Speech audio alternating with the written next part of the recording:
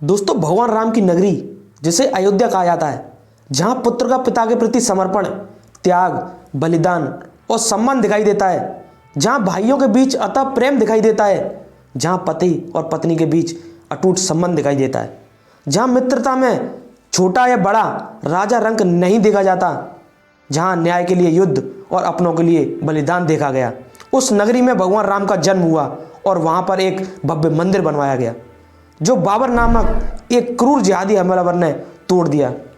इसे बनाकर दोबारा तैयार करने में 5 सदियों से ज़्यादा का समय लग गया।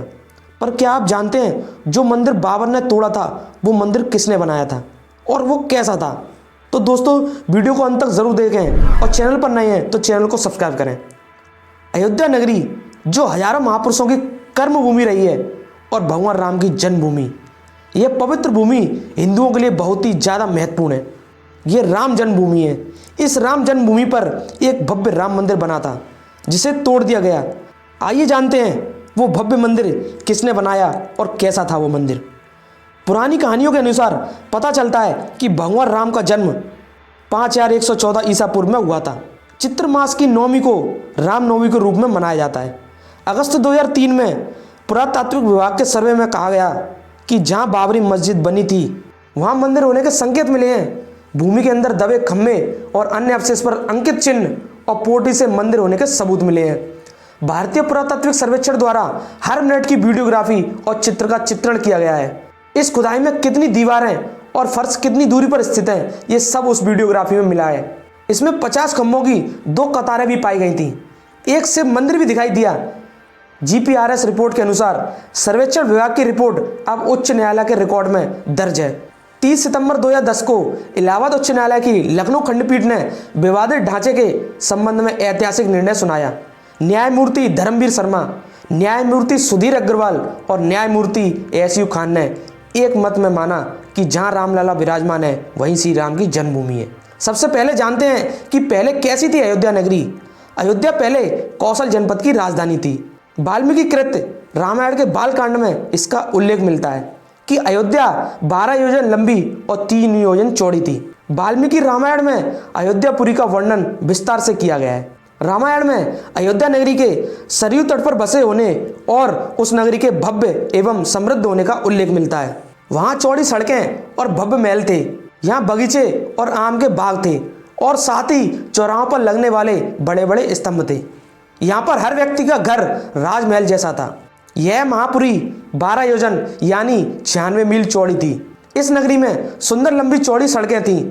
इंद्र की महानगरी की तरह महाराजा दशरथ ने अयोध्यापुरी को सजाया था। क्या था जन्मभूमि का हाल? कहते हैं कि भगवान राम के जल समाधि लेने के पश्चात अयोध्या कुछ काल के लिए उजाड़ सी हो गई थी, लेकिन उनकी जन्मभूमि पर बना महल वैसा की वैसा ही था। भगवान श्री राम के पुत्र कुश ने एक बार राजधानी अयोध्या का पुनर्निर्माण करवाया। इस निर्माण के बाद सूर्यवंश के अगले 44 पीढ़ियों तक इसका अस्तित्व आखिरी राजा महाराजा बृहद्रथ तक अपने चरम पर रहा।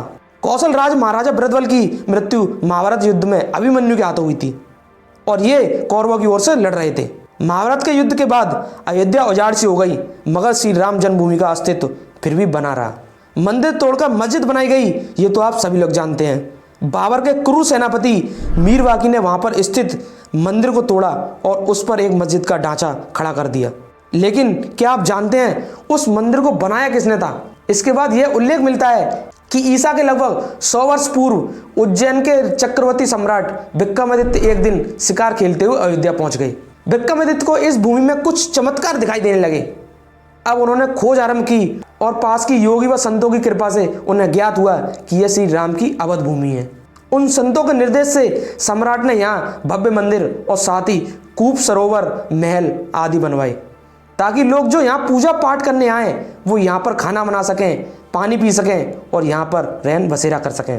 कहते हैं कि उन्होंने राम जन्मभूमि पर काले रंग की कसौटी पत्थर वाले 84 स्तंभ पर विशाल मंदिर का निर्माण करवाया था। इस मंदिर की भव्यता देखते ही बनती थी। विक्रमादित्य के बाद के राजाओं ने उस समय पर इस मंदिर की देखरेख की। उनमें से एक शुंग वंश के प्रथम शासक पुष्यमित्र शुंग ने भी मंदिर का उद्धार करवाया था।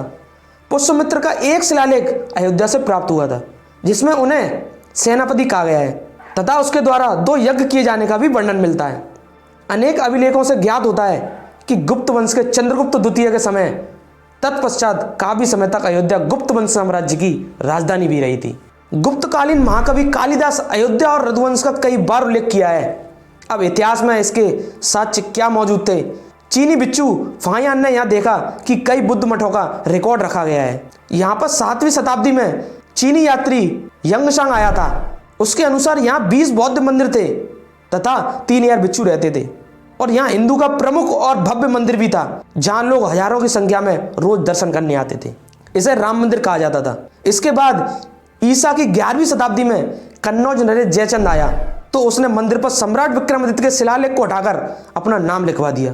पानीपत के युद्ध के बाद जयचंद का भी अंत हो गया।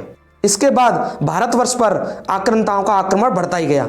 आक्रमणकारियों ने काशी मथुरा के साथ ही अयोध्या में भी लूटपाट की और पुजारियों की हत्या कर मंदिर और मूर्तियों को तोड़ने का क्रम जारी रखा।